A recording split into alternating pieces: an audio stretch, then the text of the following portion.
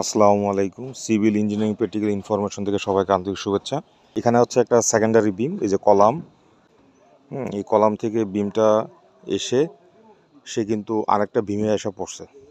তো এটা হচ্ছে আমাদের সেকেন্ডারি বিম, এটা হচ্ছে আমাদের প্রাইমারি বা প্রধান বিম। তো সেক্ষেত্রে এই সেকেন্ডারি বিম যখন প্রাইমারি বিমের উপর পড়বে, অবশ্যই এখানে এই যে তিনটা রড আছে সেকেন্ডারি, এই রড তিনটা কিন্তু অবশ্যই মূল বিমের উপর দিয়ে যাবে, অর্থাৎ মূল বিমের তিনটা রডের উপর দিয়ে রডটা যাবে। প্রাইমারি বিমের এখানে যেটা মিস্ত্রি সাহেব এক্সট্রা টপ দিছে এটা কিন্তু সে তার এই সাপোর্ট থেকে আসে নাই, কারণ যেহেতু এটা আমাদের সাপোর্টের নেগেটিভ মুভমেন্ট আছে, তো নেগেটিভ মুভমেন্টের জন্য অবশ্যই এক্সট্রা টপ আমাকে উপরে দিতে হবে এবং এটা সাপোর্টে পাইতে হবে। তো L/3 পর্যন্ত এক্সট্রা টপটা আসবে এই কলাম থেকে আমাদের যে সেকেন্ডারি বিম, প্লাস হচ্ছে আরও 2 ফিট, 2 থেকে 2.5 ফিট যাতে আমাদের এক্সট্রা টপ রডটা থাকে।